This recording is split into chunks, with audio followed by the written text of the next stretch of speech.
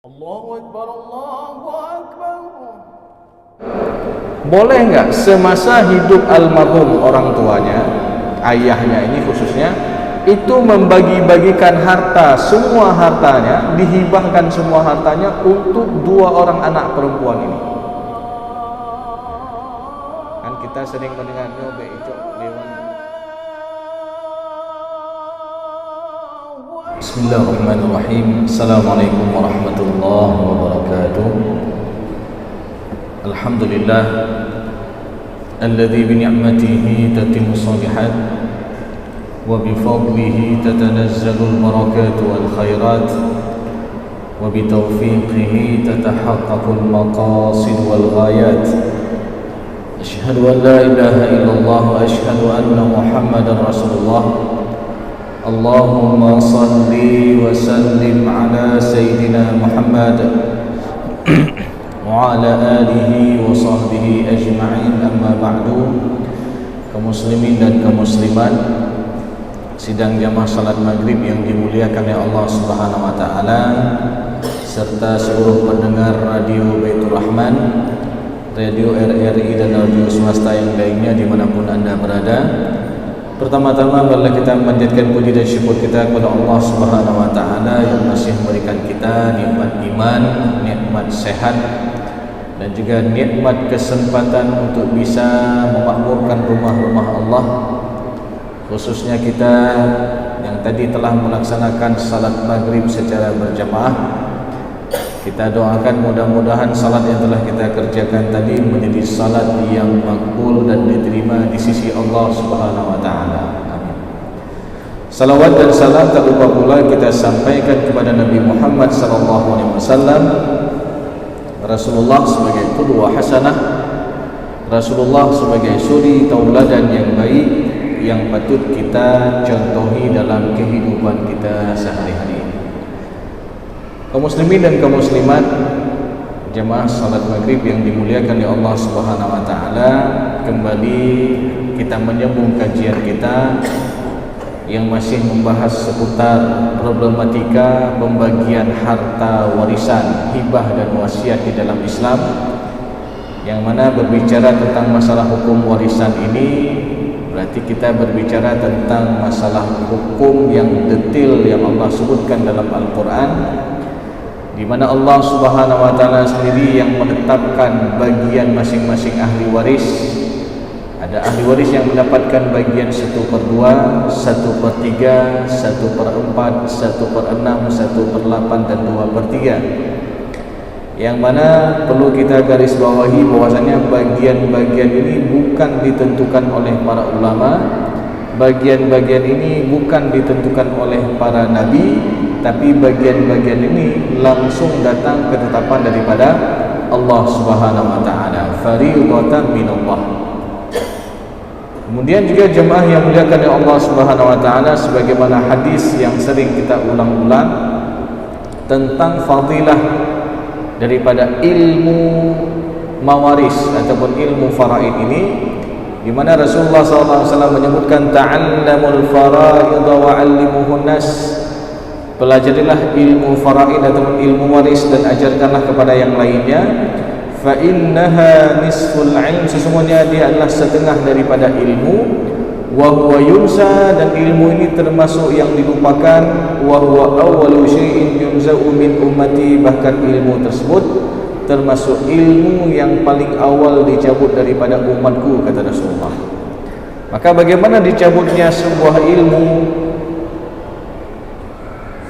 Jadi dicabutnya sebuah ilmu, jemaah yang muliakan oleh Allah Subhanahu wa taala, ketika terjadi dua kondisi. Yang pertama, orang enggak mau belajar berkaitan dengan ilmu tersebut. Yang kedua, ketika Allah wafatkan orang yang faham. Jadi kalau dua hal ini terjadi, maka seakan-akan ilmu itu sudah ditarik oleh Allah Subhanahu wa taala. Yang pada akhirnya jemaah yang muliakan oleh Allah Subhanahu wa taala, apa yang terjadi? Wa tazharul fitan, akan banyak timbul fitnah-fitnah, akan banyak timbul permasalahan. Apalagi bicara tentang masalah harta warisan ini terkait terjadinya sengketa ataupun perselisihan di antara ahli waris, yang mana bicara tentang masalah harta juga Allah sifatkan dalam Al-Quran, harta itu adalah fitnah.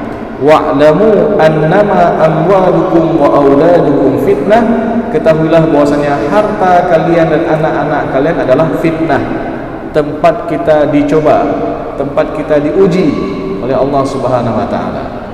Ada kalanya ketika enggak ada harta, akur-akur antara abang beradik, silaturahim lancar.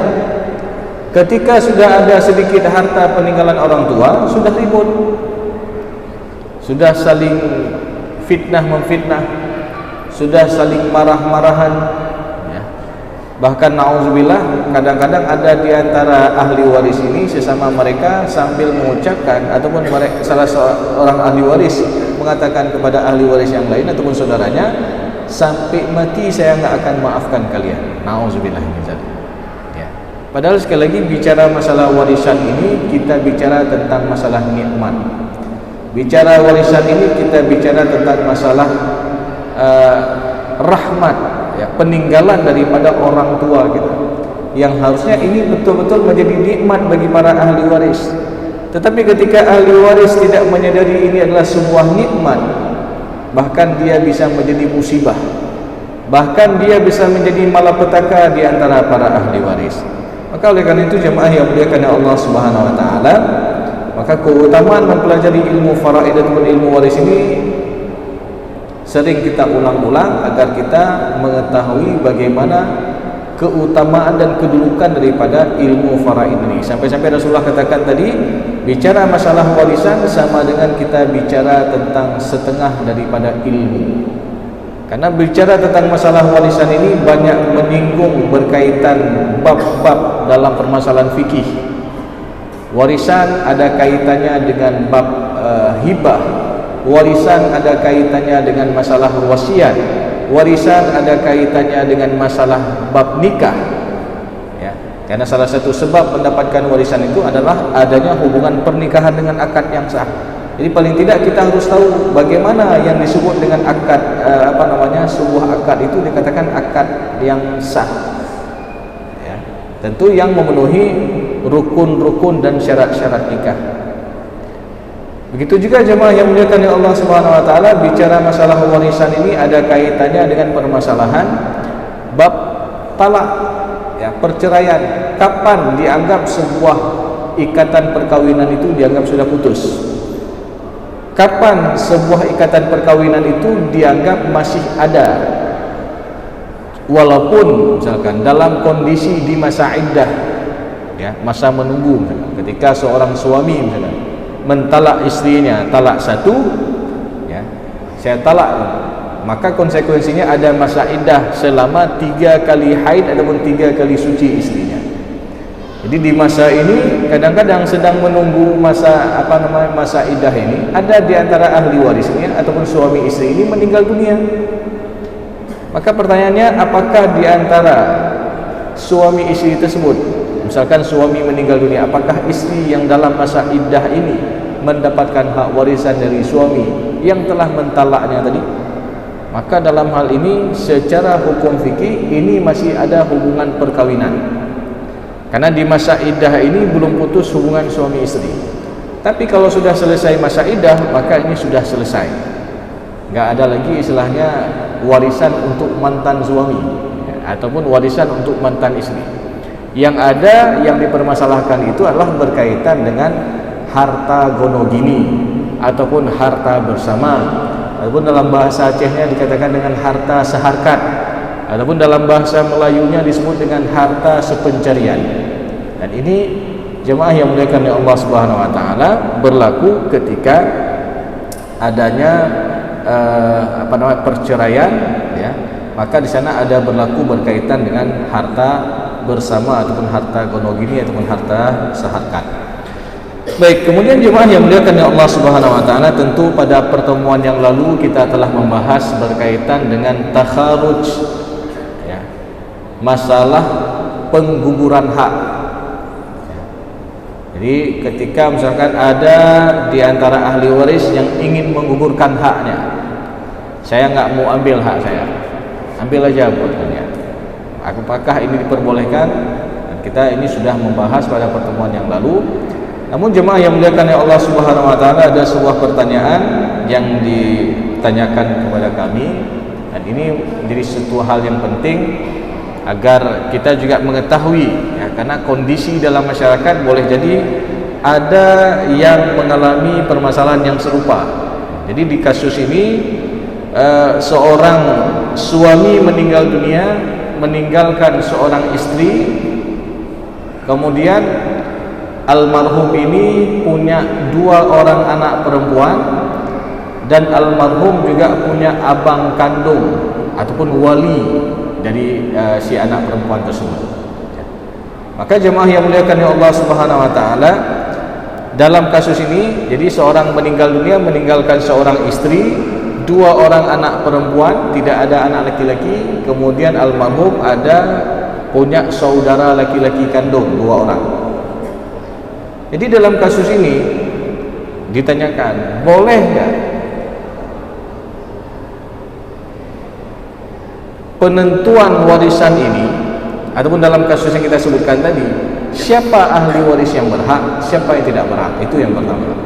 Pertanyaan kedua, boleh enggak semasa hidup almarhum orang tuanya, ayahnya ini khususnya, itu membagi-bagikan harta, semua hartanya, dihibahkan semua hartanya untuk 2 orang anak perempuan ini? Kan kita sering mendengarnya beicok lewali ya, biar enggak usah diambil sama walinya. Jadi dihibah terus masa hidup kepada anak-anak perempuan. Kemudian yang ketiga, pertanyaan ketiga, boleh enggak seorang walinya ini yang mana dia mengetahui di sana ada hak mereka, lalu mereka menggugurkan haknya? Ya. Maka jemaah yang dimuliakan oleh Allah Subhanahu wa taala, untuk menjawab pertanyaan yang pertama, dalam kasus yang kita sebutkan tadi, siapa ahli waris yang berhak, siapa yang tidak berhak? Maka sejatinya ketika seorang suami meninggal dunia, meninggalkan istri, kemudian ada 2 orang anak perempuan, kemudian ada 2 orang saudara laki-laki kandung, secara hak ini mereka semua berhak. Secara hak semua ini adalah ahli waris yang berhak. Yang pertama, istri mendapatkan hak porsi secara faraid ya. Ini kita bicara di luar daripada harta bersama. Kalau harta bersama itu dipilah di awal ya. Secara hukum warisan, secara hukum faraid, istri mendapatkan bagian 1/8. Kenapa istri dapat bagian 1/8? Karena almarhum meninggalkan keturunan, yaitu 2 orang anak perempuan ya. Maka dalam kasus ini berdasarkan surat An-Nisa ayat ke-12, maka untuk istri dapat bagian as-sumun, yaitu 1/8. Kemudian untuk 2 orang anak perempuan daripada almarhum ini, mereka mendapatkan bagian 2/3 berdasarkan surat An-Nisa ayat ke-11, fa in kunna nisa'an fawqa thnataini falahunna thulutsa ma tarak. Jadi kalau almarhum meninggalkan ada anak perempuan 2 orang ke atas dan tidak ada yang laki-laki, baik itu 2, 3, 4, 5, semua perempuan anaknya, maka dalam kasus ini mereka dapat bagian 2/3. Berarti kan kalau disebut bagian 2/3 dari total harta peninggalan almarhum, itu kalau kita persentasekan hampir 70% itu buat anak perempuan. Tinggal dibagi saja. Nanti dari bagian 2/3 itu, kalau ada 2 orang anak perempuan berarti dibagi 2. Kalau ada 3 anak perempuan semua, tinggal dibagi 3 dari porsi 2/3. Bukan masing-masing dapat 2/3 ya. Tapi 2/3 ini adalah bagian untuk keseluruhan dari anak perempuan yang ditinggalkan oleh almarhum. Sedangkan sisanya jemaah yang dimuliakan oleh Allah Subhanahu wa taala, maka di sana ada hak wali. Ya. Jadi ada hak wali. Jadi kalau kita ilustrasikan, harta peninggalan almarhum nilainya katakanlah 800 juta. Ya. Jadi setelah dikurangi harta bersama, setelah dikurangi hutang piutang, setelah dikurangi dengan wasiat almarhum, tinggal harta warisan itu 800 juta. Maka untuk istri mendapatkan bagian 1/8. Berarti 1/8 dari 800 juta, dia mendapatkan bagian 100 juta istri, ya. Kemudian jemaah yang muliakan ya Allah Subhanahu wa taala, untuk 2 orang anak perempuan, ya, dia mendapatkan bagian 2/3, ya. Berarti kalau 2/3 kurang lebih hampir 500-an juta ini diambil untuk 2 orang anak perempuan. Sisa di sana ada hak wali, ya. Jadi dalam kasus ini yang ingin kita sampaikan bahwasanya di sana ada hak wali juga, ya. Kemudian berkaitan dengan pertanyaan yang kedua, boleh enggak semasa hidup seorang orang tua ini dihibah semua harta kepada anak perempuan ini? Nah, dengan niat apa? Wali enggak usah dapat, ya. Maka dalam hal ini jemaah yang muliakan ya Allah Subhanahu wa taala, walaupun ini ada terjadi perbedaan pendapat ulama. Ada yang mengatakan masalah hibah ini sah-sah saja diberikan semua harta karena ini dianggap pemberian masa hidup, ya. Ada juga pendapat yang mengatakan ini enggak boleh semua, harus diberikan batasan maksimal sama seperti batasan wasiat, yaitu 1/3 dari total harta.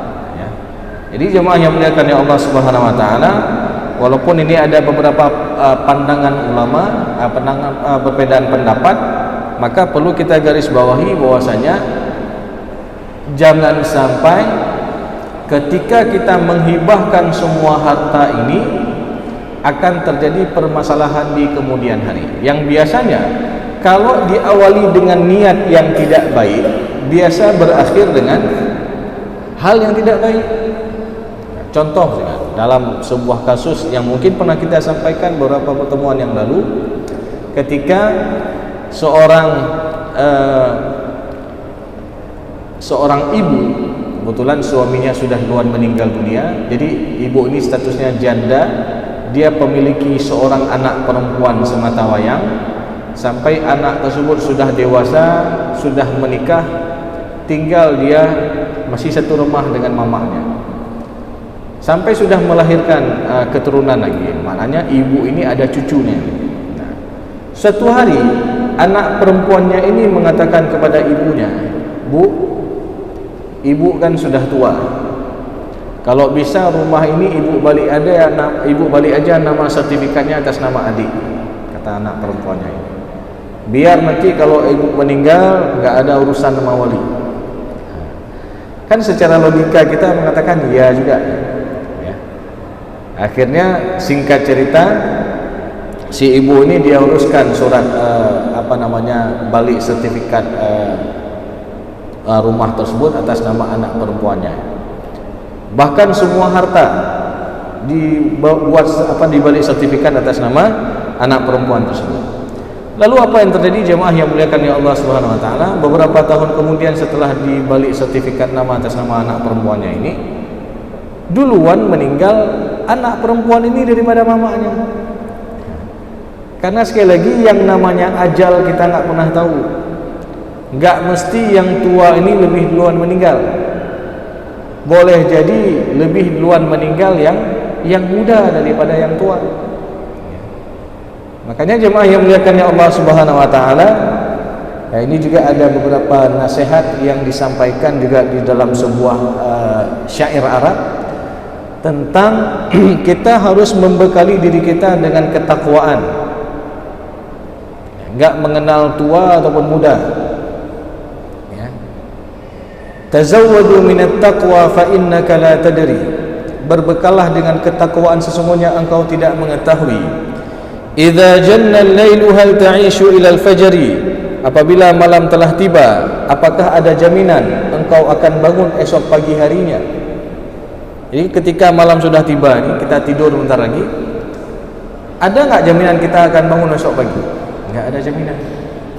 Makanya ketika kita tidur itu doa tidur itu antara hidup dan mati. Dengan namamu ya Allah, aku hidup dan aku mati. Bismika Allahumma amutu wa ahya. Bahkan ketika kita bangun tidur juga kita baca itu, Alhamdulillahilladzi ahyana ba'dama amatana wa ilaihin nusyur.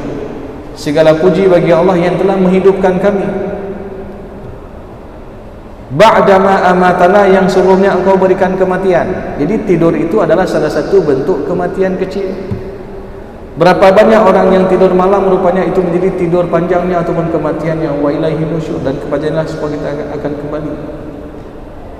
Wa kam min fata amsa wa asbaha dhahikan. Berapa banyak daripada kaula muda menghabiskan waktu pagi dan petangnya dengan senda gurau. Dia habiskan waktunya dengan sia-sia. Dia habiskan waktunya dengan permainan-permainan, dengan game dan lain sebagainya. Wa qad nusijat akfanuhu wa huwa la yadri. Sedangkan waktu yang kita lalui ini ibarat kita sedang merajut kain kafan kita.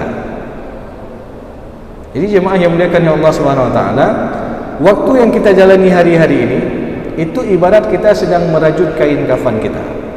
Mungkin ada yang sebagian orang sudah setengahnya selesai, ada yang sudah 3/4-nya, ada yang mungkin sebentar lagi siap.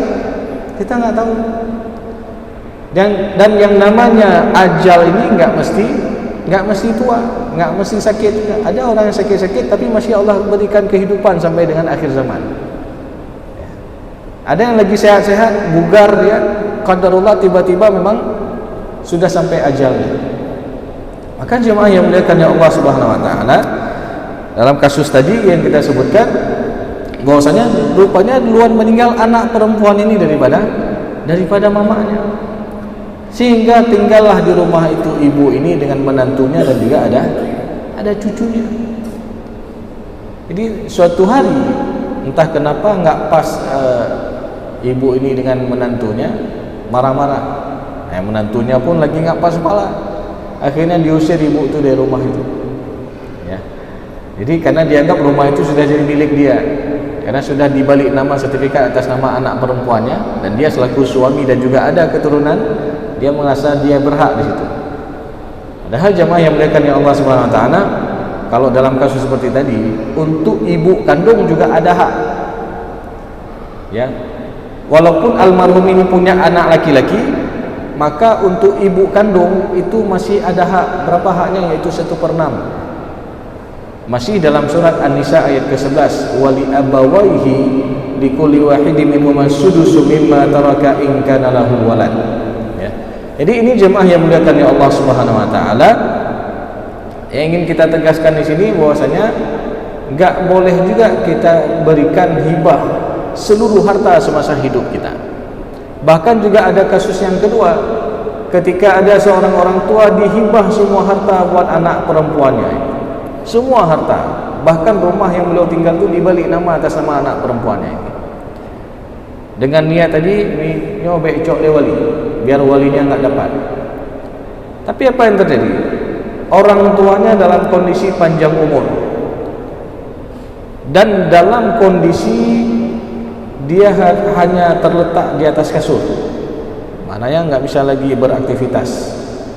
Nah, untuk merawat orang tua ini, anak-anak ini sibuk setengah-setengah hati dalam mengurusin orang tuanya. Si kakak telepon adiknya, "Dik, tolong jaga ayah." Lalu adiknya mengatakan, "Kak, nggak bisa, Kak, lagi ada acara arisan dan lain sebagainya." Ya, akhirnya dalam merawat orang tua pun sudah setengah-setengah hati mereka. Yang pada akhirnya jemaah yang muliakan Allah Subhanahu wa taala, apa yang terjadi? Rupanya anak-anak ini sepakat untuk dititipkan orang tuanya ke panti jompo.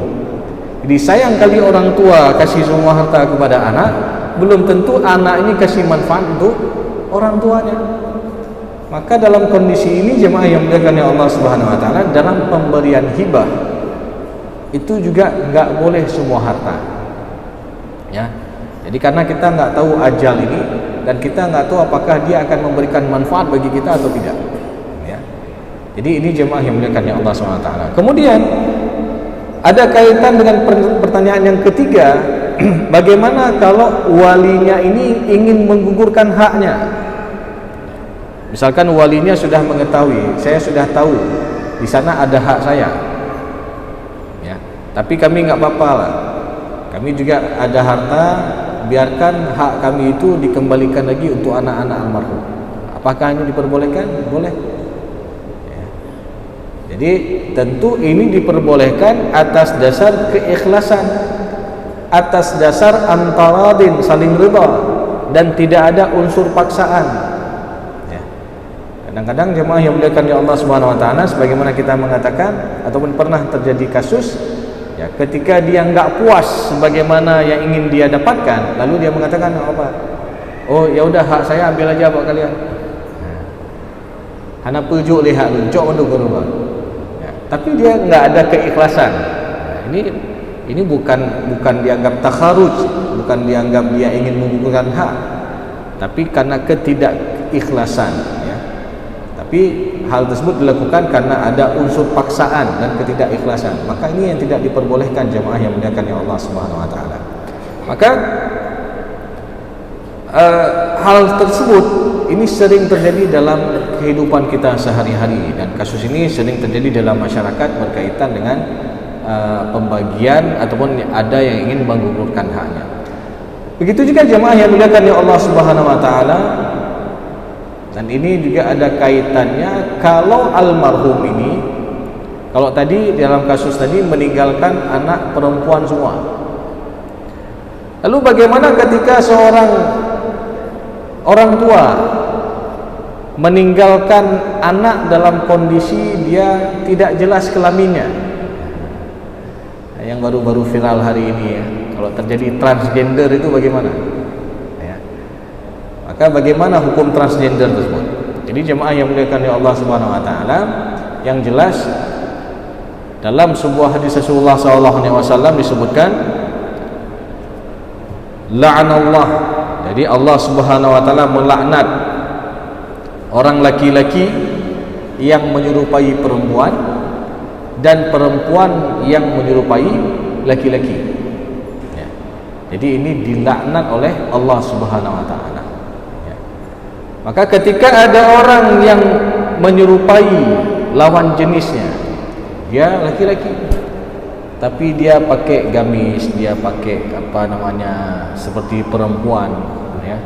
Adapun sebaliknya, seorang laki-laki, seorang perempuan, tapi dia gayanya gaya tomboy, dia pakai celana jeans ketat kayak laki-laki. Maka ini disebutkan dalam hadis Rasulullah SAW, Allah melaknat seorang laki-laki yang menyerupai perempuan dan seorang perempuan yang menyerupai laki-laki. Jadi ini bahaya sekali jemaah yang dimuliakan oleh Allah Subhanahu Wa Taala. Lalu apalagi kalau ada yang sengaja ingin merubah ciptaan Allah. Dia merasa, oh saya arah-arahnya ke perempuan, padahal dia sudah jelas tanda-tanda kelaki-lakiannya, ya. Lalu dia rubah. Maka ini adalah diharamkan dan berdosa orang berbuat demikian. Maka disebutkan dalam surah An-Nisa, fala amurannahum fala yughayyirunna khalqallah. Jadi syaitan itu akan berkata, dia perintahkan kita untuk merubah ciptaan Allah, ya. Jadi ketika ada orang yang melakukan operasi transgender ini adalah sesuatu yang diharamkan oleh Allah Subhanahu Wa Taala. Walaupun dalam Islam sendiri jemaah yang dimuliakan oleh Allah Subhanahu Wa Taala, perlu kita ketahui bahwasanya masalah banci ataupun masalah khunsa ini disebutkan dalam, dan ini juga dibahas dalam permasalahan fikih waris, ya. Karena warisan ini erat kaitannya dengan permasalahan jenis kelamin, ya. Karena antara laki-laki dan perempuan itu beda porsinya, ya. Lalu bagaimana berkaitan dengan khunsa tersebut? Maka para ulama membagi khunsa ini ada dua macam, ya. Ada khunsa muskil dan ada khunsa ghairu muskil, ya. Jadi jemaah yang muliakan oleh Allah Subhanahu Wa Taala, yang ghairu muskil ini enggak ada masalah. Kita sudah tahu dia laki-laki tapi berperangai seperti perempuan, ataupun sebagaimana kita sebutkan tadi, dia perempuan tapi berperangai seperti laki-laki. Maka dalam hal ini secara hukum warisannya sudah jelas jenis kelaminnya. Tapi apa yang dilakukan ini termasuk dia mendapatkan laknat daripada Allah Subhanahu Wa Taala. Yang kedua, ada orang yang secara alamiah, yang mana dia lahir itu secara alami itu memiliki alat kelamin ganda, ataupun tidak ada alat kelamin sama sekali. Dan ini pernah terjadi jemaah yang muliakan ya Allah Subhanahu wa taala, bukan enggak ada. Dan ini juga dibahas dalam kitab-kitab fikih. Ya. Tentang mirasul khunsa, warisan banci ataupun orang khunsa ini, ya, khunsa muskil, yang mana ketika dia bawaan lahirnya dia memiliki dua alat kelamin ataupun tidak memiliki alat kelamin sama sekali. Maka dalam hal ini bagaimana cara menentukannya jemaah yang muliakan ya Allah Subhanahu wa taala?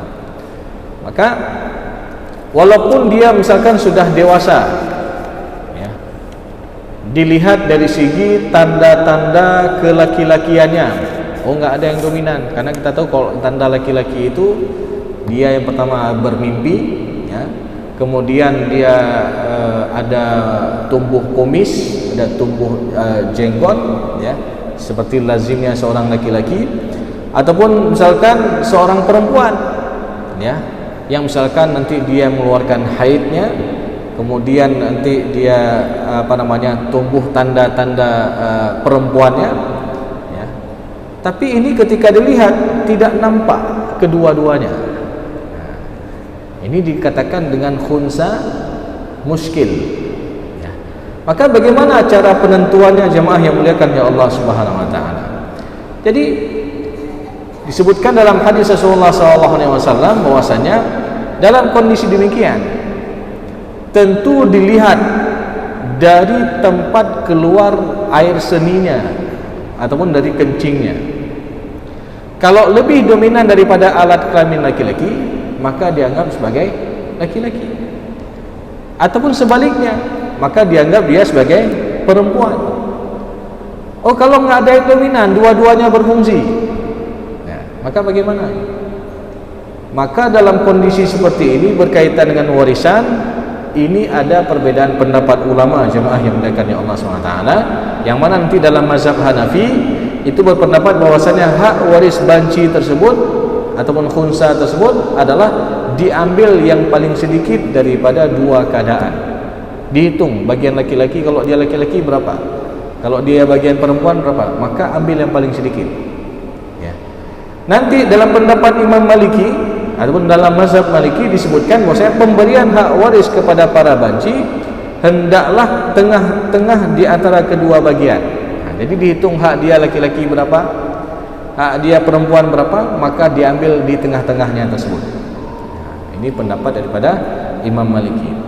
Nanti juga ada pendapat daripada mazhab Syafi'i bahwasanya bagian setiap ahli waris dan banci diberikan dalam jumlah yang paling sedikit. Nah, ini sama dengan ada kaitannya dengan permasalahan mazhab Hanafi tadi. Jadi ini ada diatur dalam permasalahan khusus, dan insyaallah jemaah yang muliakan ya Allah Subhanahu wa taala, untuk dalam permasalahan ini akan kita bahas lebih rinci pada pertemuan yang akan datang. Yang jelas jemaah yang muliakan ya Allah Subhanahu wa taala, sebagaimana ketika ada orang yang ingin merubah ciptaan Allah dengan sengaja, maka ini dia adalah diharamkan, ya, merubah ciptaan Allah, ya, termasuk kalau dalam kajian fikih kontemporer, misalkan orang yang taflij al-asnan, orang yang meratakan gigi, ini termasuk yang diharamkan, ya. Kemudian orang yang merubah ciptaan Allah tadi dengan mengganti mengganti jenis kelaminnya, ini juga termasuk hal yang diharamkan. Lalu bagaimana kalau orang yang melakukan cangkok organ tubuh, ya, sebagaimana mungkin kita pernah mendengar ada orang yang mencangkok ginjal, ya. Maka ini juga dalam pandangan ulama ini diperbolehkan harus atas rekomendasi daripada dokter ahli, mana betul-betul operasi ini bisa dilakukan, ya. Misalkan pencocokan dari segi golongan darah dan lain sebagainya. Jadi ini juga dibahas dalam permasalahan fikih kontemporer. Namun kalau yang memang dia sengaja merubah ciptaan Allah, maka ini adalah sesuatu yang diharamkan. Jadi perbuatannya ini diharamkan, bahkan kalau dia berprofesi sebagaimana profesi yang bisa menghasilkan uang daripada hasil cara yang haram tersebut, ini juga diharamkan. Nauzubillah min dzalik. Maka oleh karena itu jemaah yang dimuliakan oleh Allah Subhanahu wa taala, insyaallah berkenaan dengan kewarisan ahli waris yang banci ataupun khunsa ini secara detailnya insyaallah akan kita bahas pada pertemuan yang akan datang. Karena waktu yang terbatas, kita padai kajian kita pada malam berbahagia ini. Mudah-mudahan apa yang telah kita sampaikan tadi bisa menjadi ilmu yang bermanfaat dan juga bisa kita aplikasikan dalam kehidupan kita sehari-hari. Lebih dan kurang saya mohon maaf. Aqulu qawli hadza wa astaghfirullah li wa lakum wa lisal mu'minin. Wassalamualaikum warahmatullahi wabarakatuh. وسلم على سيدنا محمد في النبيين وصل وسلم على سيدنا محمد في المرسلين وصل وسلم على سيدنا محمد